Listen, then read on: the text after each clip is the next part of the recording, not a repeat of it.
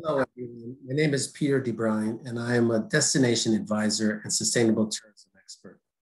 For the past 10 years, I've been coordinating the World Heritage and Sustainable Tourism Program at UNESCO. I am pleased to take part in this capacity building exercise for the Smart Culture Living Labs project. I've divided my presentation into two parts. The first part will focus on an overview of the guidelines for cultural tourism in the context of the COVID-19 crisis developed by UNWTO in collaboration with UNESCO.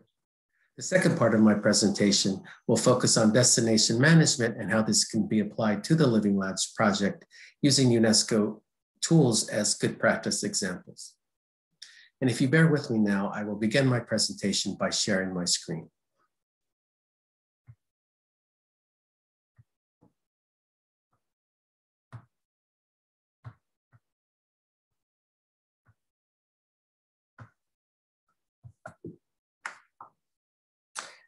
The COVID-19 pandemic had a devastating impact on tourism in 2020, and for many destinations, 2021 will be another challenging year as vaccination rollouts have been slower than expected and renewed waves of infection have taken hold in different parts of the world. To highlight the current situation, according to a recent report by Oxford Economics, international visitor arrivals to cities are set to be 57% below the 2019 levels in 2021. City destinations are encountering a more challenging recovery compared to non-city destinations, as tourists increasingly opt for less crowded destinations and business travel has been largely absent. Domestic tourism, benefiting from an earlier easing of restrictions and quicker rebound in traveler confidence, is set to lead the overall recovery and is predicted to regain pre-crisis levels by 2022. However, it is estimated that international visitor arrivals to cities will be slower to recover, not exceeding 2019 levels until 2024, according to the report. The report highlights both the challenges and opportunities for each of the 6 living labs and underscores the need to ensure that when tourism rebounds, it spurs innovation and tests new approaches to support communities in their recovery and transforms destinations away from outdated and unsustainable models. By placing the creative sector at the center of the recovery can be a game changer for the future of tourism. By simply offering experiences that reflect the culture and heritage of the destination, such as local art and culture events, visiting museums and other cultural institutions, experiencing the local gastronomy, or co-creating experiences with locals through courses, workshops, and engaging in everyday activities. Earlier this year, UNWTO released an inclusive recovery guide on the socio-cultural impacts of COVID-19. The cultural tourism issue was developed by the UNWTO Ethics, Culture, and Social Responsibility Department in collaboration with UNESCO. The guidelines highlighted the similar challenges facing tourism and culture in adapting to new COVID-19 visitor regulations, modification of facilities, as well as the digital transition, all of which are relevant in the current context. It also stressed the need for greater collaboration between the tourism and culture sectors to enrich practices and foster joint approaches to comply with all measures and regain visitor confidence. The creation of participatory governance structures were cited as key to gather artists and cultural professionals, local associations and community groups, the private sector and destination representatives to agree and act upon a shared vision for their cultural destination and enhance competitiveness. Greater coordination is needed to increase and strengthen international cooperation and networks that can facilitate this process. To transform tourism, an open discussion on conscious and responsible culture and creative tourism is critical. As a collective group of stakeholders, we need to explore how destinations and the art and cultural institutions can respond to their roles within societies. The latest global events show how cultural destinations can sensitize wider audiences on the society's need for intercultural dialogue, social justice, and responsible consumption. Supporting culture in the creative sector can be a win-win for tourism destinations by enhancing the role of culture and creativity in destinations. Cultural products and experiences are key assets for destination marketing strategies, but they also require equal relevance in the emergency and support planning. Revenue loss and forced closures are severely impacting heritage sites, cultural events, spaces, and institutions, and weakening the destination's competitiveness and market differentiation. Importantly, we need to inspire travelers to discover local culture, art, and creative industries by creating new experiences that re-engage with local communities. Tourism strategies can connect domestic travelers by reconnecting them with their own cultures and heritage. By diversifying their audiences through culture and not focusing only on international markets, destinations will pave the path for a long-lasting recovery. A key emerging trend that is impacting travel and is relevant for the Living Labs project is to nature-based tourism and tourism to rural areas. For cities, this is an opportunity to get people outside into parks and other outdoor venues. Combining a rural and urban experience can also help diversify tourism offers, which will ultimately result in strengthened urban-rural complementarity in tourism, as well as creating new synergies and collaborations. Building a more resilient tourism and cultural workforce through the digital transition will help prepare destinations and strengthen the recovery. There is an urgent need to build back better with decent employment models, training, and professional upskilling. This refers in particular to new technologies and customer service adjustments to new health measures that require up-to-date skills. The improvements will support the efforts of both sectors geared towards talent retention and a more resilient workforce. By supporting digital access and digital literacy, we can overcome some of the obstacles that were exacerbated by the pandemic. Globally, 46% of the population does not have access to the internet. In some countries, the infrastructure remains insufficient to support the digitization of culture. Digital upskilling of women, youth, indigenous peoples, and marginalized communities is urgently needed as they are facing severe exclusion. While the digital transition provides important opportunities for cultural and creative tourism, it also risks deepening inequalities and standardizing cultural dissemination. Recognizing the social rights of artists and cultural professionals is key for ensuring meaningful and diverse cultural tourism experiences. The digital shift also requires commercial skills so creators, institutions, and businesses can place their products and experiences in the digital market, harnessing technology to make cultural tourism more competitive. The creation of startups and alliances with key players bring competitive advantages and can benefit local communities and neighborhoods. Developing expertise in distribution and promotion will be key. By building alliances with technology and media partners, we can forge win-win partnerships that leverage lasting benefits. These may include tailored virtual reality experience to complement the limited access to cultural sites, partnerships with social media to showcase destinations' culture, or the development of applications enabling a safer visitor experience. By introducing a comprehensive place-based approach for cultural tourism, we can develop tourism experiences based on the cultural uniqueness of destinations across different fields, including cultural heritage, gastronomy, design, and other forms of local cultural expressions, and better evolve local creators, cultural practitioners, and inhabitants in shaping of tourism policies and practices.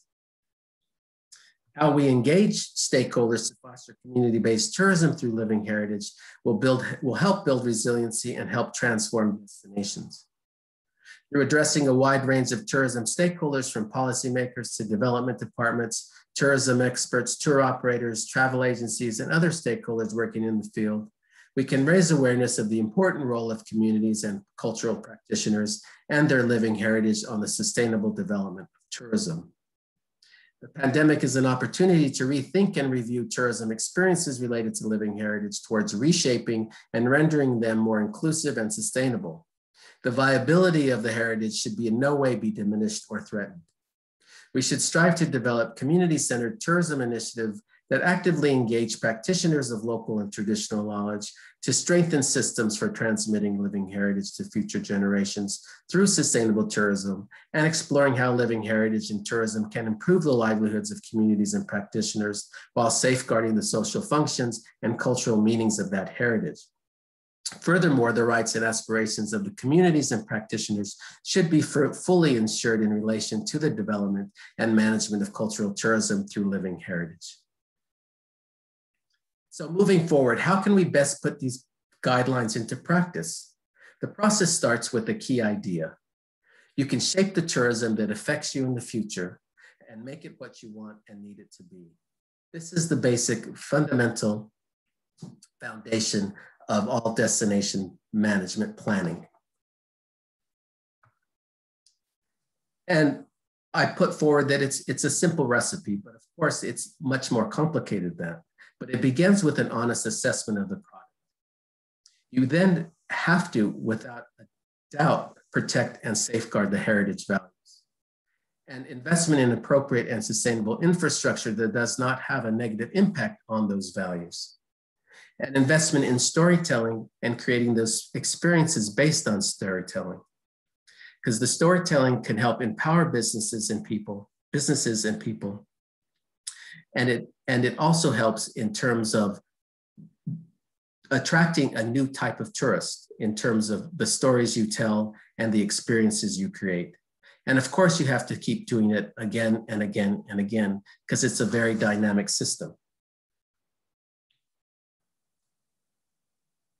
So when we approach destination management, we can ask ourselves the question, how many tourists do you receive per year? How long do they stay in your destination? Who are your tourists? Where do they come from? Are you attracting the most advantageous segments of the tourism market? How do you perform relative to other comparable destinations? How do tourists arrive and move around in your destination?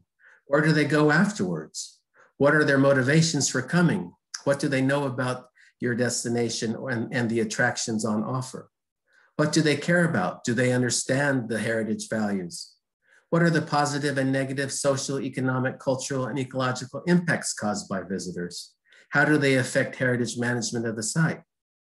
Where and by whom or what are these impacts experienced? How many people can your site and destination sustainably cope with and manage? Do you understand the scale, quality, capacity, and location of your tourism infrastructure? Hotels, restaurants, travel providers, food and drink, leisure, retail. How do your visitors spend their money? Who benefits from this spending? Who does not benefit? These questions can best be answered by taking a destination approach to managing tourism. Because we want to move away from thinking slowly about managing sites or attractions and taking a bigger view to managing the destination. So what is your destination? I'm going to use an example of a World Heritage Site. So here's your World Heritage Site. Most travelers either come via an airport, railway station, or perhaps by car. Oftentimes you take a taxi. And then you also have tour guides that are part of the travel funnel in terms of how people enter and interact in a destination. Hotel and accommodation. The nearest town or city, perhaps, in terms of the World Heritage Site. There's food and drink establishments. There's shops and retail establishments. There's other leisure activities. So here you've defined a much larger destination than just the World Heritage Site. So why work at the destination level? Working at the destination level enables you to understand tourism in the overall destination. It helps you secure benefits for the communities. It adds value to the product and experiences. And it helps provide strategic investment in infrastructure. It also helps to communicate with the visitors, manage visitor movements, and in fact, fundraise from visitors. And equally important, it allows you to monitor the ongoing risks and challenges. Managing the site is very complicated and in fact involves new ways of working, but it enables you to engage with all of the different stakeholders. It provides an opportunity to promote a collective responsibility for changing things. And it offers you the opportunity to create effective governance and management models that will ensure sustainable development in the future. And of course, it also allows for the development of shared values and responsibilities. So I wanted to give some examples of UNESCO tools that demonstrate how you can work at a destination level and inspire visitors to visit your different destinations. Our World Heritage Journeys project is the first travel website for World Heritage developed with National Geographic. It showcases UNESCO recognized outstanding cultural heritage in an online platform that promotes sustainable tourism development across Europe, bringing together 34 World Heritage sites through 4 different thematic itineraries: Royal Europe, Ancient Europe, Underground Europe, and Romantic Europe. Each journey is intended to inspire travelers to visit the sites and develop a greater understanding of the outstanding universal value and cultural heritage at large. Cultural heritage is the primary focus for this initiative, combining both built heritage with historic and existing intangible cultural heritage expressed through the community's living cultural values. The World Heritage Journeys is a key awareness-raising activity for the Sustainable Tourism Program at UNESCO and is currently expanding to other regions and in Europe. It features 1,300 pages of curated content, amazing destinations, unforgettable experiences, engaging stories, compelling images and videos, interactive maps, useful travel information, and tools for World Heritage site managers. The project has been supported by the European Union, and you can visit the site at visitworldheritage.com. Another tool is our UNESCO Sustainable Travel Pledge. In 2019, UNESCO and Expedia Group launched a partnership focused on promoting sustainable tourism and heritage conservation through a sustainable tourism pledge. The pledge takes an industry-first approach to environmental and cultural protection, requiring hotel operators to introduce firm measures to eliminate single-use plastics and promote local culture. The pilot phase of the project was launched in 2020 in Thailand in collaboration with the Tourism Authority of Thailand, with over 600 hotels signing the pledge to date. The pledge is now expanding globally, and a core hotel signing on in March. A new global website will be unveiled in September, and efforts are underway to expand into Europe. It is the first collaboration between UNESCO and a global online travel agency. UNESCO has also developed what we call our how-to guides, or the UNESCO Sustainable Tourism Toolkit. These easily accessible guides are focused on best practice approaches to sustainable economic development through tourism. The first of the kind, the how-to resources offer direction and guidance to managers of World Heritage destinations and other stakeholders to help identify the most suitable solutions for circumstances in their local environments and aid in developing general know-how for the management of each destination. The how-to guides bring best practice knowledge to the full World Heritage community so that site managers, tourism professionals, conservation professionals, and communities around the world understand the possibilities of sustainable tourism and what key issues have been achieved. These resources are a valuable asset to site managers in particular, who often lack the tools and know-how to effectively manage and maximize tourism benefits while minimizing its negative impacts. Our series of guides have been structured as a step-by-step process for site managers. Guide 1 through 4 establish the basic foundations for sustainable tourism, and these are colored in yellow in the slide. And guides 5 through 10 are tailored to more specific issues, which will have a greater relevance for some sites than others. These are colored in orange. And finally, UNESCO has developed a visitor management and assessment and strategy tool specifically developed to help site management and destination authorities manage visitation and tourism for the protection of heritage values while contributing towards sustainable local development, adaptive and resilient communities by creating a baseline for sustainable tourism according to a set of indicators. The tool will be available soon to all World Heritage site managers. So this is just a glimpse of the tools and strategy that UNESCO have developed for World Heritage site managers that can be applied more broadly. And at the foundation of all our work is this concept of destination management. And so I hope this lecture has been helpful to you. And if you do have any questions, please do not hesitate to contact me. Thank you very much for your kind attention.